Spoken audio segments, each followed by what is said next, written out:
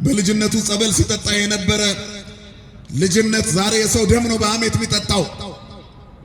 ምጽዋት ሲሰጡ የነበሩ የልጅነት እጆች ዛሬ ሰው ላይ የሚቀስሩ ሆነዋል። እግዚአብሔር እንዲሄድላቸው የሚለምኑ ሰዎች በስተዋል። እናንተ ግን ወደ እርሱ ቅረቡ ያበራላችኋል ነው የሚለው መጽሐፍ። የቀረቡት ሁሉ በረከት ያገኛሉ። እሱን የተጠጉ አጋንንት ይለቃቸዋል። የጌርጌሴኖኑ እብዶች አጋንንት ለቀቀላቸው ከላያቸው ላይ። የከተማው ነዋሪዎች ግን እግዚአብሔር ከከተማችን ይውጣሉ፣ ከዚህ ይሰውረን መድኃኔዓለም። ያለ እግዚአብሔር ሕይወት የለም፣ ያለ እርሱ ሰላም የለም፣ ያለ እርሱ ፍትህ የለም፣ ያለ እርሱ መረጋጋት የለም፣ ያለ እርሱ ቅድስና የለም። በምድር ያለ ታሪካችን በሰማይ የሚቀጥለው እዚህ ሆነን እግዚአብሔር ስንሆን ነው። ፍጻሜያችንን ያሳምረልን። ሩቅ አይደል ቅርብ ላለው ምስጋናዬም ነፍስ ይድረሰው።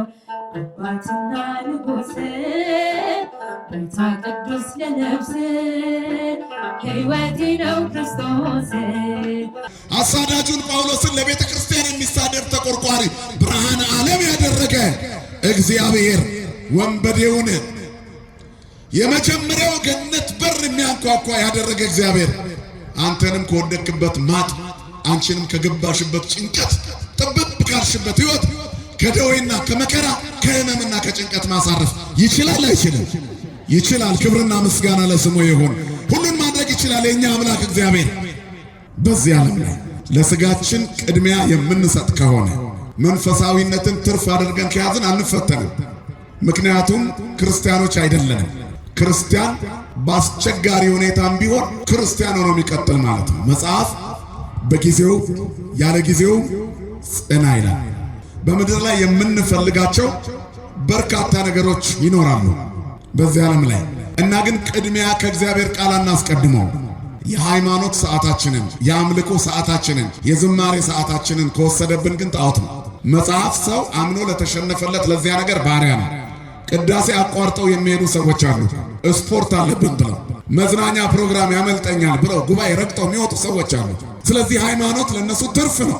እሱ መንግሥቶ ወጽድቆ አስቀድማችሁ መንግሥቱንና ጽድቁን ፈልጉት ሌላው ይጨመርላችኋል ነው የሚለው። በእርግጠኝነት እኛም እዚህ ምናልባት ለዚህ አልተፈተንም ይሆናል እንጂ ሌላ ደግሞ እኛ የተፈተንለት ዝግጅት ቢኖር አንገኝም። እዚህ ዓለም የወሰደቻቸው ሰዎች ብዙ ናቸው። በመጨረሻው ዘመን እግዚአብሔር አበጥሮ ከአፈር ክምችት ይልቅ በጥቂት ወርቅ ደስ ይለዋል። እግዚአብሔር ከወርቆቹ ይደምረን ሁላችንን። ስለዚህ ክርስቲያን ብዙ ፈተና አለበት። ድል ለማድረግ ራሱን መግዛት አለበት። አያችሁ፣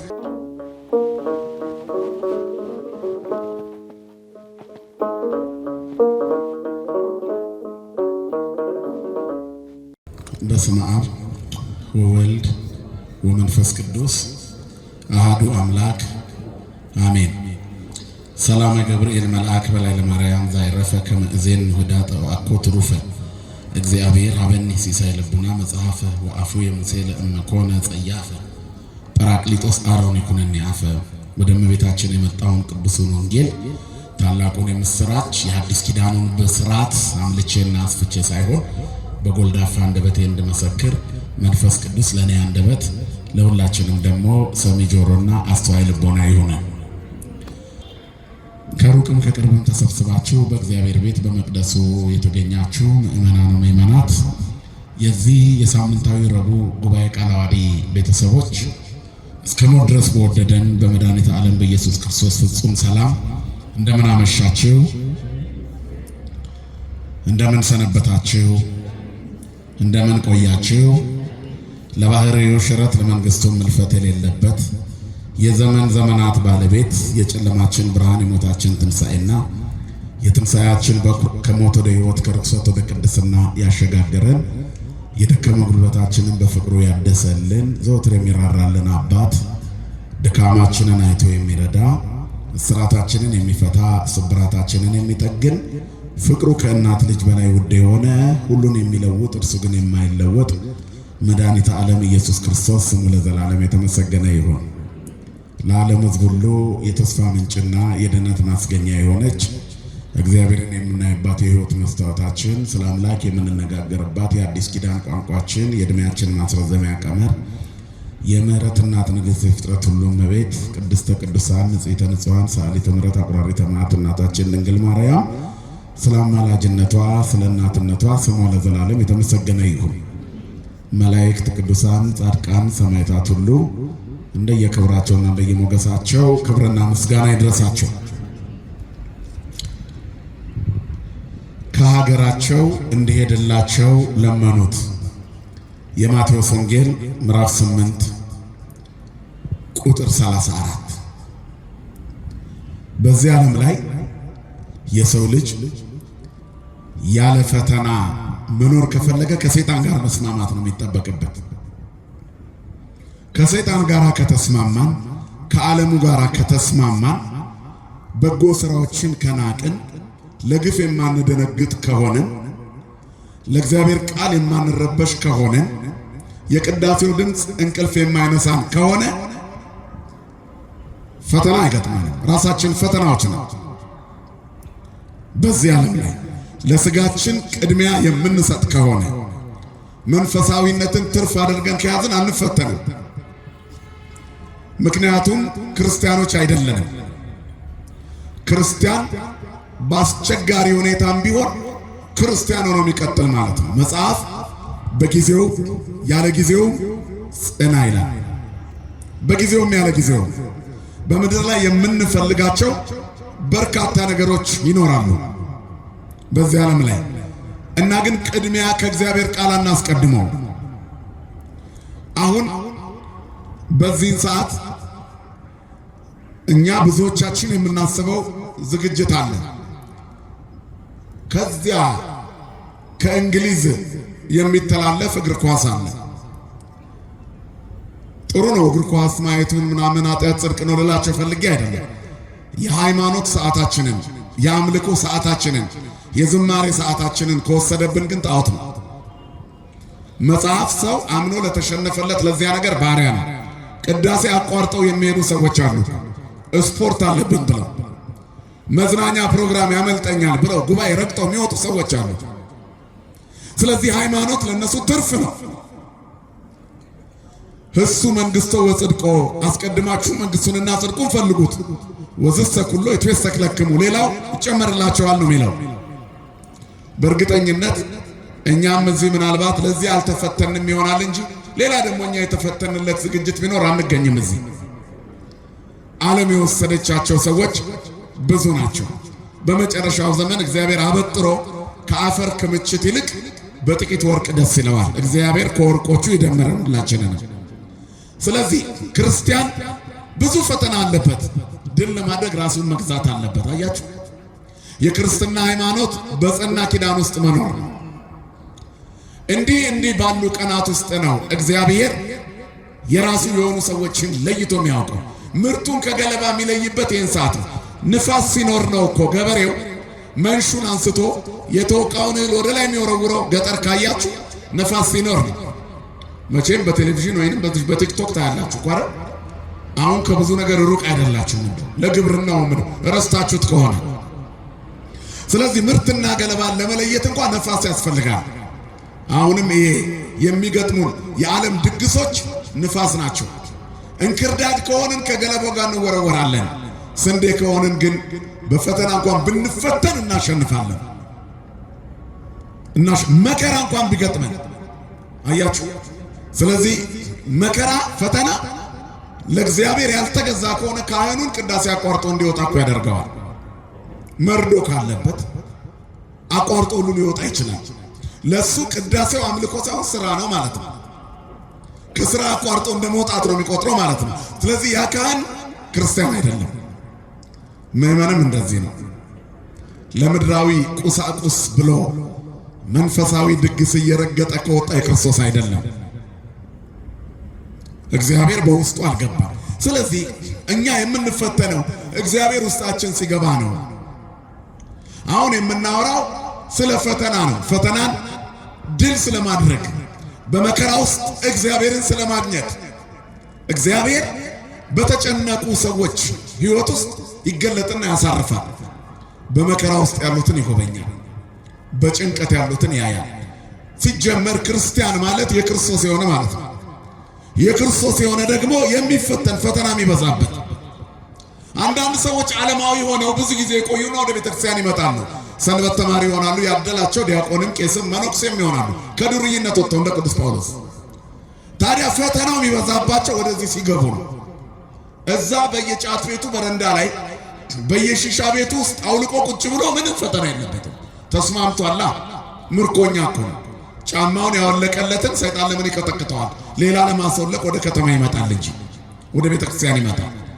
አያት ከዓለም ጋር ካላችሁ ምንም ፈተና አይገጥማችሁም እዚህ ምድር ላይ። ምክንያቱም እናንተ ራሳችሁ ፈታኝ ናችኋ።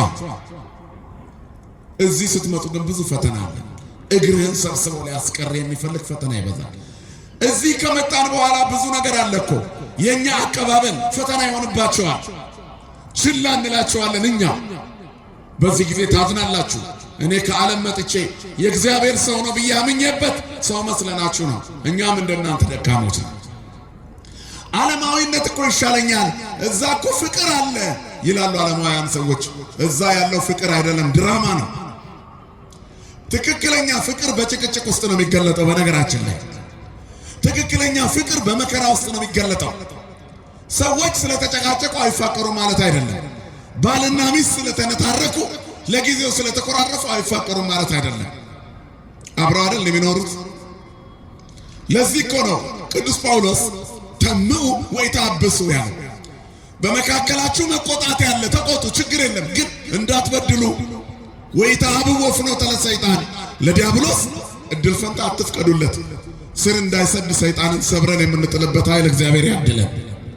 ስለዚህ ወደ እግዚአብሔር ስንቀርብ ነው የምንፈተነው። ወደ ቅዳሴው ስንቀርብ፣ ወደ ሰዓታቱ፣ ወደ ማህሌቱ፣ ወደ ምህላው፣ ወደ ስብከቱ፣ ወደ ወንጌሉ፣ ወደ ጉባኤው ስንቀርብ ፈተና ይበዛብናል። ድሮ አንፈተንም፣ የሱ ነበርና የት ይሄዱብኛል ብሎ አይነካንም ነበር ሰይጣን። መንቀሳቀስ ስንጀምር እግራችንን መስበር ይጀምራል። እግዚአብሔር ደግሞ ከፊት እየቀደመ ይመራል። ክብርና ምስጋና ለስሙ ይሁን አባቶቻችን አምላክ። ስለዚህ ዓለማዊ ሆኜ ብኖር ይሻለኛል የሚል አስተሳሰብ ዲያብሎስን ባለጡንቻ ያደርጋል። ይቅርብን። እስራኤል ግብጽ ይሻለኛል አለ አንድ ጊዜ። በበረሃ ያለው የእስራኤል ሕዝብ ግብጽን መረጠ፣ በትንሽ ነገር አኩርፎ። አያችሁ፣ ግብጽ እኮ ጡብ የሰሩት በልጆቻቸው ደም ነው። ልጆች ስንወልድ እየረገጥን ጡብ ብንገነባ ይሻላል፣ ፒራሚድ ብንሰራ ይሻላል አሉ። ባርነት ይሻለናል አሉ። አላወቁትም። ከግብጽ ነፃነት የበረሃው መንገድ፣ የተራራው ስር፣ የታቦቱ ፊት ለፊት፣ የደብተራ ኦሪት የድንኳኗ ፊት ለፊት ፈተና ይሻላል። ከዛኛው ምቾት የኛው መከራ ይሻላል። ስለዚህ የሚሻለው ከእግዚአብሔር ጋር መዋል ነው። መዝሙረኛው ዳዊት በዓለም ላይ በግፍና በኃጢአት የረከሱ ሰዎች ሲመቻቸው አይቶ ቀና። እኔ እግሮቼ ሊሰነካከሉ ካረማመዴ ልወድቅ ጥቂት ቀረኝ። የኃጢአተኞችን ሰላም የክፉዎችን ደስታ አይቼ ነበር። ክፉ ሰዎች እኮ ተመችቷቸዋል። አሁን ከተማውን የሞላው ክፉ ሰው፣ ዘር ለዘር የሚያባላው የሚያጋድለው፣ ሐሜተኛው፣ የሰው ገመና የሚገልጠው፣ ወንድሙን የሚያሳድደው፣ ክፋት የሚሰራው፣ ተንኮለኛው አሁን ተመችቶታል። ምክንያቱም ዲያብሎስ በአፍ ያጎርሰዋል። ኋላ በሽታ ሊሆን ሰይጣን እስከ መጨረሻ ወዳጅ ሆኖ አያውቅም። የሆነ ቀን ይተፋል። እግዚአብሔር ግን ወድቀህ እንኳን አያልፍም። ደጉ ሳምራዊ የኛ አባት እርሱ ነው። ክብርና ምስጋና ለስሙ ይሁን። ስለዚህ መድኃኒታችን ኢየሱስ ክርስቶስን የያዙ ሰዎች ይፈተናሉ። ግን ትልቁ ጉዳይ መጽናት ነው፣ መጠበቅ። በለሱን የጠበቀ ፍሬውን ይበላል። አምላኩን የሚጠባበቅ ይከብራል ይላል መጽሐፍ። ጠብቁት። እግዚአብሔር የሚያነጋበት ቀን አለው። በረከት የሚሰጥበት ቀን አለው። ትልቅ ስጦታ እኛን የሚያይበት ቀን አለው እግዚአብሔር። ቅድም መምህራችን ሲያስተምሩት እንደነበረው መነካካት አልፈልግም። የዚህ ሳምንት ወንጌል ስለሆነ ነው ሁላችንም። ነገር ግን እሳቸው ያልዳሰሱትን ክፍል ነው መነግራችሁ። በታንኳይቱ ውስጥ ፈተና በዝቶባቸው ማዕበሉን ገስጾ ነፋሱን ጸጥ ካደረገ በኋላ ከታንኳው ሲወርድ አጋንንት ያደረባቸው ሁለት ሰዎች አገኙት። ሉቃስ በወንጌሉ ላይ አንድ ሰው የሌጊዮን ጭፍሮች ያደሩበት ይላል። ማቴዎስ ደግሞ ሁለት ሰዎች ይላል። ያኛው ከሰባ አርድእት ነው፣ ይሄኛው ደግሞ ከ12 ሐዋርያት ነው። የሁለቱም ታሪክ ግን ተመሳሳይ ነው። አጋንንት በሰዎች ላይ እንደሚያድሩና እግዚአብሔር ግን ሕመምን ነቅሎ ማስወገድ የሚችል መድኃኒትነቱን ለመግለጽ ነው። ክብርና ምስጋና ለስሙ ይሁን አባቶቻችን አምላክ። ስለዚህ ከታንኳ ሲወርድ አጋንንት ያደረባቸው ምስኪን ሰዎች 2 ሰዎች አገኙት። ማንም የማይቀርባቸው ከሰይጣን ጋር የሚኖሩ ሰዎች አገኙት። ከታንኳው ሲወርድ ቅድም መምህራችን እንዳስተማሩ ማዕበሉን ጸጥ አድርጎ ነፋሳትን ገስጾ ሲወርድ አጋንንት ያለባቸው ሰዎች አገኙት። ታሪኩ ከዚህ ቀጥሎ ነው የሚጀምረው። ከዛ ጌታ ፊት ለፊታቸው ማንም አይቀርባቸውም። መቃብር ስፍራ ነው የሚኖሩት። ራቁታቸውን ነው የሚሄዱት። ወቤተሰቦቻቸው ሊያድኗቸው ሞክረው ነበረ። በሰንሰለት አጋንንት ያደረበትን ሰው ያስሩት ነበር። ሰዎችን እንዳውሬ ይባላል። ስለዚህ ከአጋንንት ጋር ስለሚኖር በመከራ ውስጥ ነው ያለው። ያገኘውን ይበላል፣ ያገኘውን ይቆረጣጥማል፣ ሰዎችን ይተናኮላል፣ መንገድ አያሳልፍም። የገዛ ዘመዶቹ ሸሽተውታል። ራቁቱን ብቻውን ቆሟል። የብቸኞች አባት ክርስቶስ ከደቀ መዛሙርቱ ጋር ከታንኳው ሲወርድ ራቁታቸውን ያሉ ሰዎችን አገኛቸው። እሱ አያልፍም። አንድ ቀን አለ እግዚአብሔር እኛን የሚጎበኝበት አንድ ቀን አለ። ምዕመናን ጸንተን ከጠበቅነው እግዚአብሔር እኛን የሚያይበት አንድ ቀን አለ። ደጅ መጥናታችንን የሚያይበት አንድ ቀን። ደጋግማችሁ ደጅ ጥኑት። ጸኒያ ጸናይክሙ ለእግዚአብሔር ሰምዓኒዮ ተመይጠኒ። ዳዊት ቆይቼ ደጋግሜ ደጅ ጠናሁት፣ እርሱም ሰማኝ፣ ጆሮውን ወደ እኔ ዘንበል አደረገ። መላልሰ ጠይቀው። አንድ ቀን እግዚአብሔር ይጎበኛል። ደግና ሩሩ አባት ነው። ስለዚህ ደጅ ጥናታችን የሚታይበት አንድ ቀን አለ። ለጥያቄዎቻችን መልስ የምናገኝበት አንድ ቀን አለ። ችግሮቻችን የሚፈቱበት፣ እኛን ከጭንቀት የሚያሳርፍበት፣ እግዚአብሔር እኛን የሚጎበኝበት አንድ ቀን አለ። የሚያሳርፍበት ከጭንቀታችን። ወአነ አርፈክሙ፣ እኔ ያሳርፋቸዋለሁ ያለ ጌታ። አንትሙ ክቡዳነ ጾር፣ እናንተ ጾር ሸክም የከበደባችሁ ወደ እኔ ኑ አሳርፋቸዋለሁ ያለ ጌታ። የቀረቡትን የማይጸየፍ ምስኪኖችን የሚያይበት፣ የብቸኞች አባት እንባን የሚያብስ ሁሉን የሚያይበት አንድ ቀን አለ። ለነዚህ አጋንንት ላደረባቸው፣ ቤተሰቦቻቸው ሞክረው ላቃታቸው፣ ያደጉበት ማህበረሰብ ለተለያቸው፣ ብቻቸው መቃብር ለወደቁት እንደመጣ የብቸኞች አባት ለኛም ይመጣልናል። መድኃኔዓለም ይምጣልን ወገኖች። የድሃ ቤታችን በር ለበረከት የሚንኳኳበት አንድ ቀን አለ። ማዲያት የበዛበት ፊታችን፣ በችግርና በጭንቀት ብዛት የተጠባበሰ ፊታችን የሚዳሰስበት፣ የማይጸየፈው አምላክ መጥቶ የሚዳብስበት፣ የጨፈገገውን ፊታችንን የሚያፈካበት አንድ ቀን አለው። እግዚአብሔር እኛን የሚጎበኝበት ቀን። ጠብቁት እግዚአብሔርን። በለሱን የጠበቀ ፍሬውን ይበላል ነው የሚለው መጽሐፍ። መከራ የበዛበት ሕይወታችን፣ ጥያቄያችን የሚመለስበት አንድ ቀን አለ። በእንባ የረጠበው ፊታችን የሚታበስበት አንድ ቀን አለ። ችግረኞችን የማያልፍ፣ ምስኪኖችን የማያልፍ እግዚአብሔር ፊታችን የሚቆምበት አንድ ቀን አለ። ሰው ሁሉ የሸሸውን ጋኔን ያደረበትን ሰው ፊቱ ቆመለት መድኃኔዓለም። ማንም የማይቀርበው የፈራውን ሰው የገዛ ዘመዶቻችን እኛን ሸሽተው ሲያልቁ ብቻችንን ከቆምን በኋላ ከኛ ጋር መጥቶ እኛን የሚያይበት እግዚአብሔር አንድ ቀን አለው የለውም? ወገኖች እየሰማችሁ ነው? አለው የለውም? አለው እግዚአብሔር። የቤትህን በር የሚያንኳኳበት ቀን አለው። የድሃ ልጅህን የሚያንኳኳበት። ሁሉም ሰው ረስተው ሰው የማይረሳው እግዚአብሔር አንተን የሚያይበት አንድ ቀን አለ። ብቻዋን የተዋበችው የሴኬም ሸለቆ አጠገብ በውሃ ጉድጓድ ስር ያዕቆብ ያስቆፈረውን ምንጭ ልትቀዳ የመጣች አንዲት ምስኪን ሴትን ሊጎበኝ በጠራራ ፀሐይ የቆመላት ለዚያች ሴት የደረሰላት አንድ ቀን የደረሰላት መድኃኒት ክርስቶስ እንባዋን ሊያብስላት፣ ፊቷን ሊያፈካላት፣ ጭንቀቷን ሊያስወግድላት ፊት ለፊቷ ቆመ። ለእኛም አንድ ቀን አለ። ጠብቁት እግዚአብሔር እኛን የሚጎበኝበት ቀን እንዲመጣ። ለጠበቁት አሳፍሮ አያውቅም እግዚአብሔር። በር በር እያዩ ለጠበቁት አሳፍሮ አያውቅም። አልዓዛር ማርያምና ማርታ የሚዋደዱ ሁለት እህትማማቾች ወንድማቸው ቢታመም ለሞት የሚያደርስ መከራ ቢገጥመው ታሟል ብለው ልከውበት አይሞትም ብሏቸው ይመጣል ብለው ደጅ እያዩ ተቀበረ ሞቶ። እግዚአብሔር ያዘጋጃት ቀን ግን አራተኛዋ ቀን ናት። አይን ከፈረጠ በኋላ በመቃብር ገብቶ ታሪክ ከተበላሸ ሰው ከሸተተ በኋላ እኔ የምጠራው አይሸትም ብሎ አልዓዛርን የጎበኘበት ያ ቀን እኛም ቤት መቃብር ከሆነ ሕይወት ጎትቶ እኛን የሚያወጣበት አንድ ቀን አለ። ክብርና ምስጋና ለስሙ ይሁን አባቶቻችን አምላክ። ማርያምን ተፍረትን የጎበኘበት ጉብኝት እኛንም የሚጎበኝበት አንድ ቀን አለ።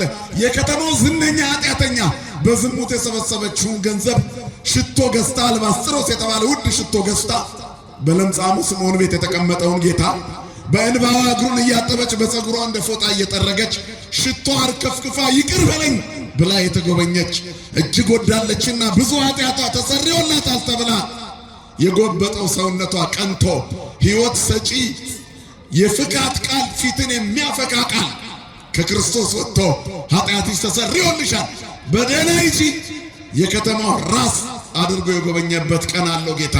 እኛንም እንደዚህ ቀና ያደርገናል። የባርነታችሁን ቀንበር ሰብሬያለሁ፣ ቀና ብላችሁ እንድትሄዱ አድርጌያችኋለሁ ይላል። ቀና ማድረግ የሚችል አምላክ ነው ያለን እኛ። ያችን ምስኪን ሴት ዝነኛዋን ኃጢአተኛ በክርስቶስ የተጎበኘች ይቅር የተባለች መተላለፏ የቀረላት ብጽዕት ሆነች። ብፁዓን እለ ተሃድገሎሙ ኃጢአቶሙ፣ ኃጢአታቸው ይቅር የተባለላቸው ብፁዓን ናቸው። መተላለፋቸው የቀረችላቸው ብፁዓን ናቸው። ብፁዕ ነው የምትባልበት አንድ ቀን አለ። እግዚአብሔር ለዛ ቀን ሁላችንንም ያደርሰን።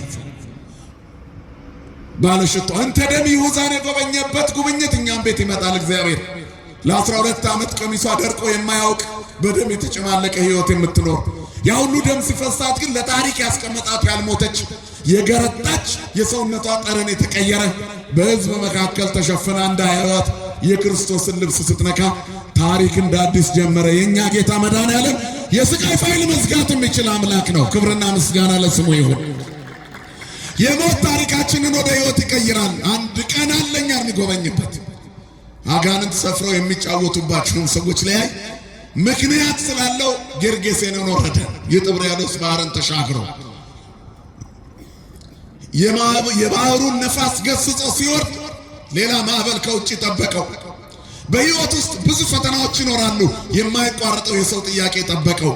ማዕበሉን ሲገስጽ በዚያ ደክሞ ተኝቶ የነበረ ጌታ አሁን ደክሞኛል አላለም። የደከመችዋን ነፍስ ሊጎበኝ እንደገና ቆመ። መድኃኔዓለም ይቆምልን ለሁላችንም ወገኖች። የጴጥሮስን አማት ካጎነበሰችበት ቀና ያደረጋት ከከፍተኛ የንዳድ በሽታ ዳሶ የፈወሳት ንዳዱን የገሰጠላት እግዚአብሔር እኛም ላይ የሰፈረብንን የኑሮ አለመስተካከል፣ የሕይወት እንግልት፣ ብዙ የኑሮ ቋጠሮች መፍታት የሚችልበት ሁሉን ማድረግ የሚችል አምላክ ነውና ይህን የሚያደርግበት አንድ ቀን አለው። እግዚአብሔር ጠብቁት። እግዚአብሔር እንዲመጣ ልባችን የተከፈተ በራችን የተከፈተ አይምሮአችን የተከፈተ ሁለንተናችን የተዘጋጀውን እግዚአብሔርን ለመቀበል አሞጽ 4:12 ላይ ከአምላክህ ከእግዚአብሔር ጋር ለመገናኘት ተዘጋጅ፣ እሱ ሲያገኝ ችግርህን ያገኝልሃል ይላል። ክብርና ምስጋና ለስሙ ይሁን አባቶቻችን አምላክ። ስለዚህ ለሁላችንም አንድ ቀን አለ ታሪካችን የሚቀየርበት። ዘውሩ ተወልደን አስቡት።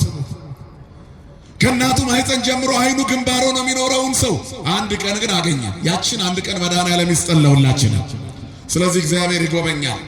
መበለቲቱን በድህነቷ አይተዋትም። አባት እናት የተዋቸውን እግዚአብሔር አይተውም። እስመ አቡየ ወእመየ ገደፉኒ ወእግዚአብሔር ተወክፈኒ፣ አባትና እናቶቼ ትተውኛልና እግዚአብሔር ግን ተቀበለኝ አለ ዳዊት። ስለዚህ ሰው የረሳውን የማይረሳ የወደቁትን የሚያነሳ የተረሱትን የሚያስታውስ ሁሉን የሚጎበኝ እግዚአብሔር በድህነትሽ በማጣትሽ በችግርሽ ዘመድና ወገን አልባ ሆነሽ በቆምሽበት ችግር ውስጥ መፍትሄ ሰማይ ተከርኖብህ ድፍን ብሎብህ ጨለማ በዋጠ ሰዓት ሊደርስልህ የሚመጣበት አንድ ቀን አለው። ክብርና ምስጋና ለስሙ ይሁን። ማንንም ሰው የማይለይ እግዚአብሔር ሳይሸሽ የቀረበ ሳይጸየፍ የተጠጋ የማይዳሰሰውን ለምጻም የዳሰሰ ምን ያህል ለምጻም ብንሆን በኃጢአት የከረፋን ብንሆን በችግር የደቀቅን ብንሆን ሳይዳሰሰን ላይ አልፍ ወደኛ ቤት የሚመጣበት ቀን አለው። እግዚአብሔር ወደኛ ይምጣልን። ማዕበል ሲያናውጣት ከነበረችው መርከብ ወርዶ አጋንንት የሚያናውጣቸውን ሰዎች አገኛቸው። ከዚያ በኋላ በዚያ በቆሙበት ባሉበት ስፍራ መለፍለፍ ጀመሩ። አጋንንት ያደሩባቸው ሰዎች እርቃናቸውን ያቆማቸው በችግር ውስጥ የጣላቸው ምን እንደሆነ ሊያይ ቆመ። የሉቃስ ወንጌል ያ ሰው በጣም አስፈሪ ነበር ይላል። መቃብር ቦታ የሚያድረው አጋንንት ያደረበት ሰው በድንጋይ ሰው አያሳልፍም ነበር። እብዱ አለ በዛ ጋር አይታለፍም ይባላል። የገዛ ዘመዶቹ ወደ ገበያ በዛ መንገድ አይሄዱ። ማንም አይጠጋውም። ሁሉም በርቀት ፈርቶት የሚኖር ነው። ሰይጣን ሲሰፍርብን አውሬ ያደርገናል። ኑሯችን ተአምራዊ ይሆናል። እግዚአብሔር ካልፈቀደለት ግን አጋንንት እንኳን በእኛ ላይ ስልጣን የላቸውም። አያችሁ፣ ያን ያህል ሰይጣን ሰፍሮ እርቃኑን አድርጎት ግን አልገደለውም። ነፍሳችንን ከስጋችን መለየት የሚችል ኃይል ያለው ማን ብቻ ነው ወገኖች? እግዚአብሔር ብቻ ነው። ክብርና ምስጋና ለስሙ ይሁን። ስለዚህ ሳይፈቀድላቸው ምንም አያደርጋቸውም። የቀን ጨለማ የዋጣቸው፣ ኑሮ የተደፈነባቸው፣ ግራና ቀኙ የጠፋባቸው፣ አጋንንት ያደረባቸውን የሚጎበኝበት ቀን አለው እግዚአብሔር ይጎበኘን ሁላችንን። ስለዚህ ወደ መቃብሩ የነበሩ ሰዎች አጋንንት ያደረባቸው ወደ ጌታ ቀረቡት። ከዛ አጋንንቱ ተቃጠሉ። የእግዚአብሔር ልጅ ሆይ ልታጠፋን መጥተሃል ብለው ጮሁ ይላል። ከዚያ መለፍለፍ ጀመሩ። የሉቃስ ወንጌል ላይ ማናችሁ አላቸው። ብዙዎች ሌጊዮን አሉ። ጌርጌሴኖን ይባላል ቦታው። እሪያ የሚያረቡ ሰዎች በዚያ አሉ። ክርስቶስ ለአሕዛብና ለሕዝብ ነው የመጣው። እሪያ ማለት አሳማ ነው። አሳማ አይበላም። ለእስራኤል አልተፈቀደም፣ ለእኛም አይበላም። እኛ ጾመኞች ነን። የምግብ ሜኑ አንይዝም። የጾም ቀናቶችን እየቆጠርን ወደ እግዚአብሔር የምንቀርብ ሕዝቦች ነን። ሆዳቸውን ከሚያመልኩ ሕዝቦች ጋር አይደለንም። የእሪያዎቹ ባለቤቶች አሕዛብ ናቸው። የክርስቶስ ድግስ ግን ቀርቦላቸዋል። ስለዚህ ለማይገቡ በፍጥረታት ላይ ሁሉን ማድረግ የሚችል አምላክ ከእሪያዎች ሰዎች ይሻላሉና ወደ ጥልቁ አትወርውረን ብለው ለመኑት ጌታን አጋንንቱ። ጊዜያችን እስኪደርስ እሪያዎቹ ላይ እንውደቅ አሉ። እሪያዎቹን ይዘዋቸው ወደ ባህር ጠለቁ። እሪያዎቹ ሞቱ። እረኞቹ የሆነውን ነገር ሁሉ አዩ። ወደ ከተማ ሄደው ለሕዝቡ ነገሯቸው። እግዚአብሔር ሳይጸየፍ ምንም ሳይሸሻቸው እነሱን እንደቀረበ ነገራቸው። ወእተክል ማኅደርየ ኀቤክሙ ወኢታስቆርረክሙ ነፍሰየ። ማደሪያዬን በእናንተ መካከል አደርጋለሁ፣ ነፍሴም አትጸየፋችሁም። ኦሪት ዘሌዋውያን ምዕራፍ 26 ቁጥር 11። እግዚአብሔር ሰው አይጸየፍም። ምስኪኑን ድሃውን አይጸየፍም። ከብዙ ምጽዋት ሰጪዎች መካከል አንዷን ምስኪኗን ድሃዋን ሴት የእሷን ስጦታ ያደነቀው ሳይጸየፍ አይቷት ነው። ምንም የላትም። ሁለቱ ሳንቲም ግን በክርስቶስ እንድትታይ ያደረጋት። ምንም ላይኖር ይችላል። 5 እንጀራና 2 ዓሣ የያዘ አንድ ብቸኛ እረኛ ነበር። ለክርስቶስ የታየው እሱ ነው። 12 መሶብ የሚተርፍ እንጀራ እንዲሰጠው ተደረገ። ለእግዚአብሔር ስለሰጠ ያለህን የምትሰጥ አንድ ሰው አንተ ሁለንተና በለምጽ ቢመታ እንኳን በበረከት ማትረፍረፍ የሚችል አምላክ ቅርብ ነው። ክብርና ምስጋና ለስሙ ይሁን። ልባቸው ለተከፈተ ለየዋሃን እግዚአብሔር ቅርብ ነው ይላል። በእምነት ልብ ለቀረቡት እግዚአብሔር ቅርብ ነው። ስለዚህ ወደ እግዚአብሔር ቅረቡ። ከነ አጋንንቶቻቸው ቢቀርቡት ምእመናን እግዚአብሔር አጋንንቱን አስወግዶ ይችላል። አልተጸየፋቸውም፣ አልሸሻቸውም። ማደሪያዬን በመካከላቸው አደርጋለሁ አልጸየፋችሁም ብሏልና። ስለዚህ ሰው አይንቅም። የገሊላውን ዓሣ አጥማጅ የሰማይ ሰሞነኛ ያደረገ እግዚአብሔር የኔና የእናንተን ታሪክ ይቀይራል። የሰማይ ቁልፍ ከፋች አረገው። የሰማይ መቅደስ ሰሞነኛ አረገው። ጴጥሮስን ገሊላ ባህር ላይ ቁጭ ብሎ የባህሩ ነገር አንዴ ማግኘት አንዴ ማጣት በበዛበት ሁሉን የሚጎበኝ እግዚአብሔር ገና ከሰማይ ሆኖ የተመለከተውን እርሱን በአዲስ ኪዳን የሰማይ ቁልፍ ሊሰጠው መረጠው። አንድ ተራ ዓሣ አጥማጅ በምድር ያሰርከው በሰማይ የታሰረ ይሆናል። ከቤተ መንግስት አልመረጠም። ከሀብታም ቤት አልመረጠም። ከነገስታት ዘር አልመረጠም። ልቡ ለተከፈተ እግዚአብሔር ቅርብ ነው። ክብርና ምስጋና ለስሙ ይሁን። ቅሩብ እግዚአብሔር ለየዋሃን ልብ ነው።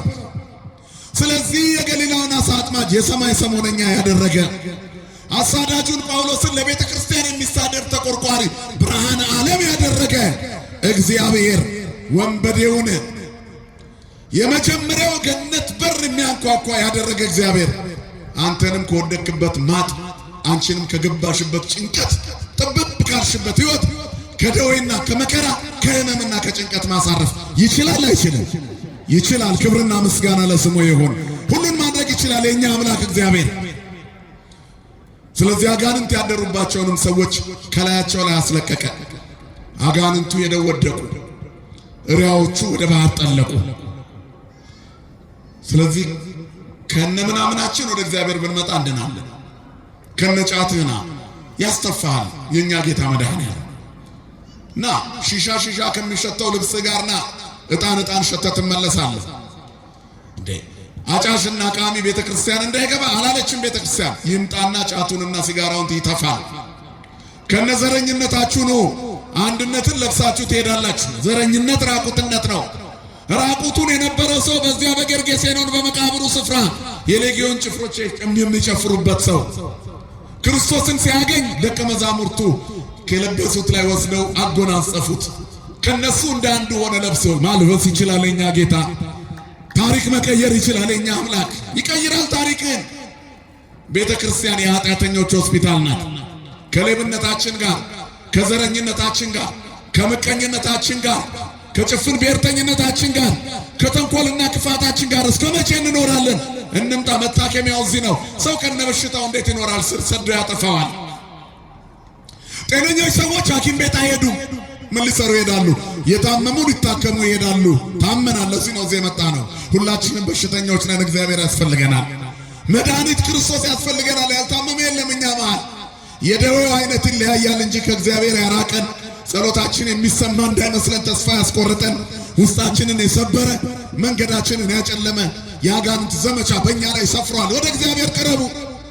ቅረቡ አቤው ያበር ለክሙ ወደ እርሱ ቅረቡ ያበራላችኋል። ወይታፈር ገጽክሙ ፊታቸው አያፍርም።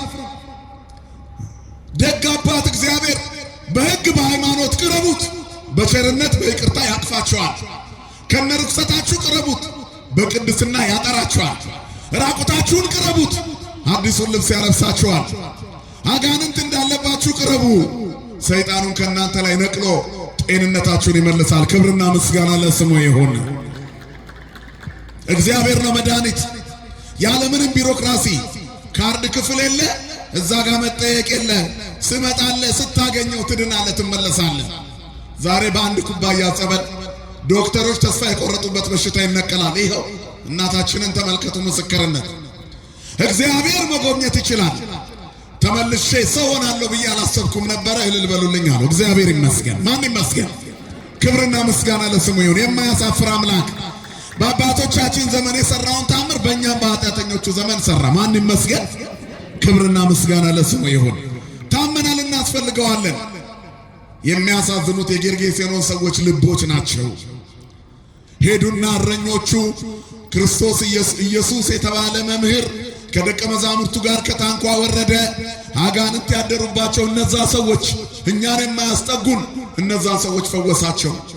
እያየ ሰዎቹ ቆመው ከሱ ጋር ቁጭ አሉ በሰላም። ራቁቱን የነበረው ሰይጣን ያደረበት ሰው ካባውን ለብሰው ከጌታው አጠገብ ቁጭ አለ ከደቀ መዛሙርቱ መካከል። አጋንንቱ ደግሞ ወጥተው የኛን ሪያዎች እየነዱ ባህር ከተቱና ገደሉብን አሉ። ህዝቡ ሮጦ መጣ። ሲመጡ የታመመው አጋንንት ያለበት ሁሉ ድኖ ከእግዚአብሔር ጋር ተቀምጧል። ማን ይመስገን? ክብርና ምስጋና ለአምላካችን ለእግዚአብሔር ይሁን። ሰው እግዚአብሔርን ሲያገኝ ታሪኩ ይቀየራል። ከዚያ የጌርጌሴኖን ሰዎች እነሱ ናቸው። ይህ አጋንንት አድሮበት የነበረው ኢየሱ ነው አሉ። ዘውሩ ተወልደን ጌታ ከጎበኘው በኋላ የገዛ ዘመዶቹ እሱ ነው ወይ አይደለም፣ እሱ ነው ወይ አይደለም አሉ። እኔ ሆነኝ አትጠራጠሩ አላቸው። እንዴ አይን ከየት አገኘ አሉት። ሰውን ከአፈር የሰራ የኔን አይን በምራቁ ከጭቃ ሰራና ቀባኝ፣ በሰሊሆም ግባ አለኝ። ይሄው ከናንተ እኩል ያለው እግዚአብሔርን ማግኘት ከሰው እኩል ያደርጋል። እግዚአብሔርን ማግኘት ሰልፍ ያስተካክላል። እግዚአብሔርን ማግኘት ገመና ይሸፍናል። እግዚአብሔርን ማግኘት ሕመም ይነቅላል። እግዚአብሔርን ማግኘት ጭንቀት ያስወግዳል።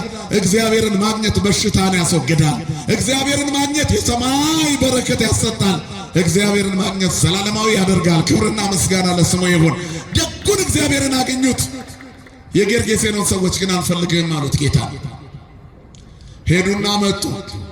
ሪያዎቹ ስለገቡባቸው አጋንንት ያደሩባቸው ዘመዶቻቸው ተፈውሰው ማየት ደስ ሊላቸው ሲገባ ከዚያ ከሪያዎቹ የሚበልጥ ገንዘብ እኮ ለማውጣት ሞክረዋል። እነዛን ሰዎች ለማዳን አቅቷቸው ነው የተዉት። ነገር ግን ሪያዎች በለጡላቸው። ዛሬም እኮ የሚበላ ነገር የምናተኩረው ስጋውያን ስለሆነ ነው። ለመንፈሳዊነት ቅድሚያ ስጡ፣ ለሰው ክብር ስጡ። ይገርማል። የጌርጌሴኖን ልቦች እግዚአብሔርን ከከተማችን ውጣልን አሉት። ዛሬ ቸርነቱን አስወጥተን ነው በመከራ የምንኖረው። እግዚአብሔር ፍቅር ከኛ እንዲለየን ጥላቻን ስለለበስን ነው ሀገሪቱ ከደም አልላቀቅ ያለችው። ዛሬ ቂም በቀልና መለያየት የመጣው ፍቅር እግዚአብሔርን ከኛ ስላስወጣ ነው። በተለያዩ በደሎቻችን እግዚአብሔርን ከኔ ይወጣልኝ አላልነው? ክፋትን ወደ ቤታችን ስናስገባ፣ ነውርን ወደ ህይወታችን ስናስገባ እግዚአብሔር እየወጣ ነው። ይሄን አታውቁም እንዴ? እግዚአብሔር ከከተማ ወጣ። እግዚአብሔር የወጣባት ከተማ ሰላም የላትም። አጋንንት ያደሩባቸውን ጌታ ሆይ እንከተል አሉት። እኔ ልከተል እፈልጋለሁ፣ ጋኔን ከኔ ላይ ወጥቷል አለ እርኩሱ መንፈስ የነበረበት ሰው። ከጥቂት ደቂቃዎች በፊት ድንጋይ የሚቆረጥም ሰው ነበር። አሁን ግን ጥሩ ቃል የሚናገረው ነው። ማንን ስላገኘ? እግዚአብሔር ታሪክ ይቀይራላ። ይቀይርልን መድኃኔዓለም። ከዚያ በኋላ አይ ግድ የለህም አለው። እነዚህ ሰዎች እኔን አልፈልግም ብለውኛል። ሂድና እኔን እንዲናፍቁኝ አደርጋቸው፣ እንዲቆጩ አድርጋቸው፣ የተደረገልህን ነገር ንገራቸው፣ እግዚአብሔር ያደረገልህን ታምር ሂድና መስክር አለ። የጌርጌሴኖን ሰዎች አጋንንት ያደሩባቸውና የናቋቸው ሰዎች ስለ ክርስቶስ ሰባኪዎቻቸው ሆኑ። የናቅነውን ይዞ ነው እግዚአብሔር ከፍ አድርጎ ያስተምረን። አያችሁ፣ የከተማው ጅራት የነበሩ ሰዎች፣ ከህዝቡ ጋር ይደመራሉ ተብለው ያልታሰቡ ሰዎች፣ የምድር ታሪካቸው ያከተመ ፋይላቸው የተዘጋ ሰዎች በእግዚአብሔር ዘንድ ግን አዲስ ፋይል ተከፍቶላቸው ሐዋርያት ሆነ። የኛ ጌታ ታሪክ ይቀይራል። የኛ ጌታ አዲስ ህይወት ይጀምራል። ስንቴ የተቋረጠ ታሪክ ቀጥሏል። እነዚህ ግን አልታደሉም። እግዚአብሔርን ከከተማችን ውጣልናል። ዛሬ ፈተና የበዛበት ቤታችን እግዚአብሔርን አስወጥተነው። በልጅነታችን ስንቆርብ የነበረውን ስጋው ደግሞ አስወጥተነዋል፣ በሌላ ተክተነዋል። ዛሬ ደፍሮ ወደ ስጋው ደግሞ የሚቀርብ ወጣት ማን ነው? ከስንት አንዱ ነው። ዛሬ የእግዚአብሔር መዓዛ ያለው መንፈሳዊ ሰው ማን ነው? ከእኔና ከእናንተ መሃል ስጋዊነት ይቀድማል። እዚህ መካከል ላይ አሁን የሚነጫነጭ ጸብጸብ የሚለው በስጋ ጡንቻ የሚያስብ ስንት አለ መሰላችሁ? ነገረኝነቱን እንደ ዝና የቆጠረ ርኩሰቱን ቅድስና አስመስሎ የሚናገር መላ ሰውነቱን ያዋረደ ስንት አለ። እግዚአብሔርን ውጣልኝ ያለ ሰው ኃጢአት ሲሰራ ከሰይጣን ጋር እየተስማማ ነው እንደጀመርኩት። ወደ ጽድቅ ሲመጣ ግን ወደ እግዚአብሔር እየቀረበ ነው። የጌርጌሴኖን ሰዎች ኃጢአታችን ይሻለናል አሉ። ከአጋንንት ጋር መኖር ይሻለናል፣ አንተ ከከተማችን ውጣልን አሉ። አገር በሽታ የሚደቁሳት ጦርነት የማይለያት እግዚአብሔርን ስታስወጣ ነው። መከራ የሚበዛበት ቤታችን እግዚአብሔር ከሌለበት ነው። እግዚአብሔር ካለበት ፈተና እንኳን ቢሆን በድል እንወጣዋለን። ማን ስላለ? ከኛ ጋር እግዚአብሔር ስላለ። ስለዚህ ጌርጌሴኖን ልቦች ከከተማችን ውጣልን አሉት። በዚህ ሰሞን ስናከብረው የነበረውን በዓል ታውቃላችሁ። የታቦተ ጽዮን ታሪክ። ታቦተ ጽዮን ተማረከች። በእስራኤል ኃጢአት ምክንያት ከእስራኤል ወጣች። የፊንሐስ ሚስት የኤሊ የካህኑ ምራት ኤሊ ከወንበሩ ላይ ታቦተ ጽዮን እንደተማረከች ሰምቶ ሞተ። የፊንሐስ ሚስትም አምጣ ልጅ ከወለደች በኋላ ልጅ ወልደሻል፣ ወንድ ልጅ ተገላግለሻል፣ ተመልከቺው አሏት። አንድ ቃል ተናግራ አይኗን ከደነች፣ ኢካቦድ አለች። ክብር ከእስራኤል ለቀቀ አለች። እግዚአብሔርን ከከተማቸው እስራኤላውያን በኃጢአታቸው አስወጡት። ታቦት ከኛ ሊሰረቅ ይችላል። የተሰረቀበት ቦታ ግን የሰረቁትን እረፍት ይነሳል። ይህን ታውቃላችሁ።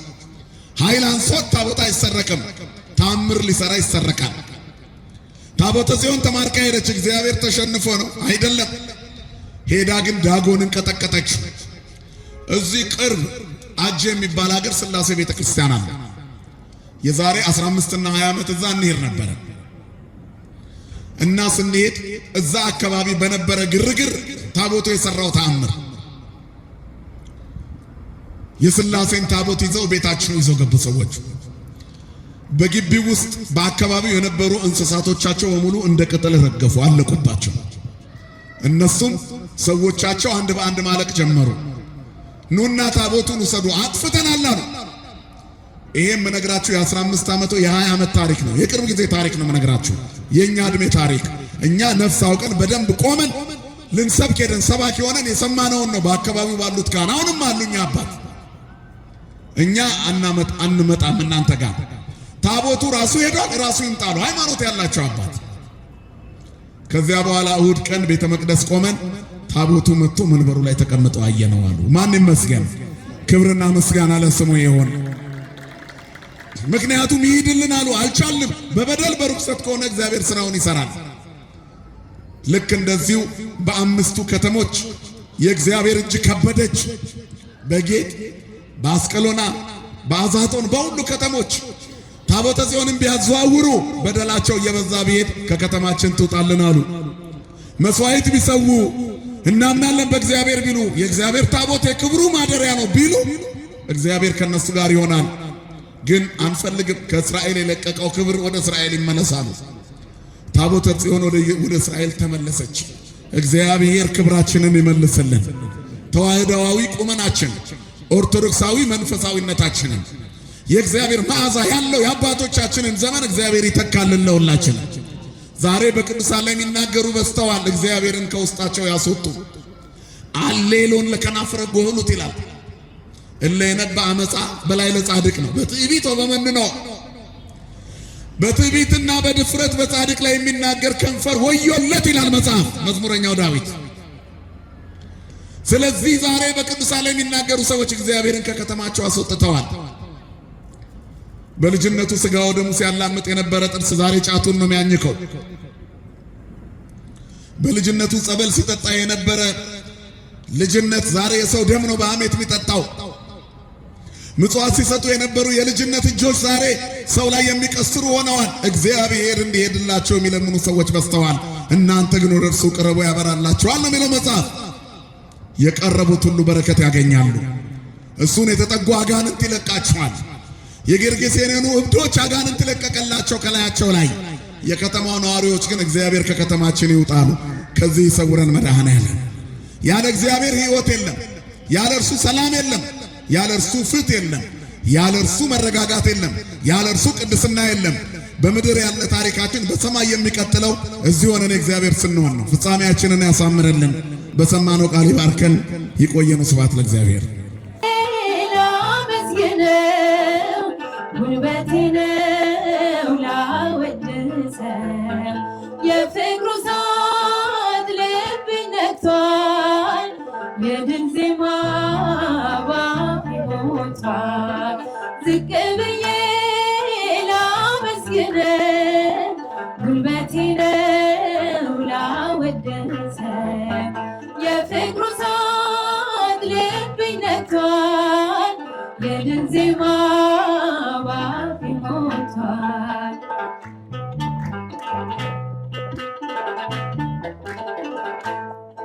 ምን አገኘ ሰው ይለኛል፣ ላያኖረኝ ይጨነቃል። መኖሪያዬ በሰማይ አባት አለኝ ኤልሻዳይ፣ አባትና ንጉሥ ጌታ ቅዱስ ለነፍስ ሕይወቴ ነው ክርስቶስ።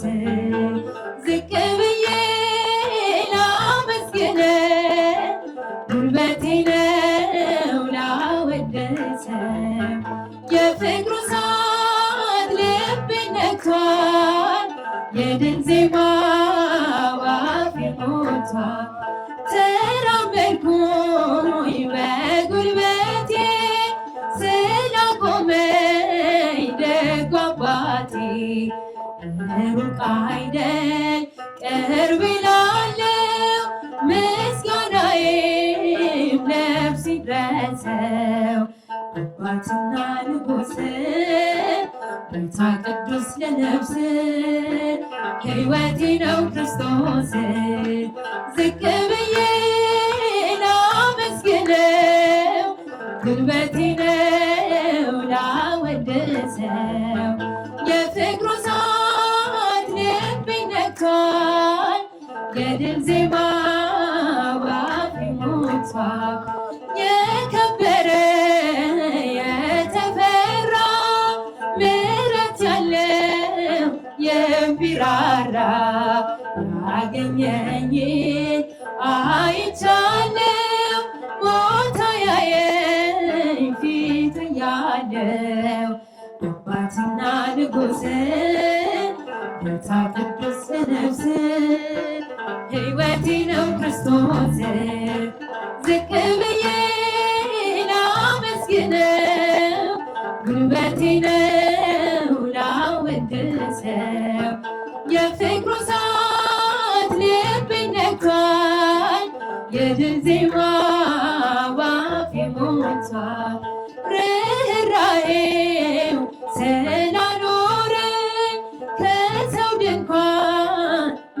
ትርፋለህ።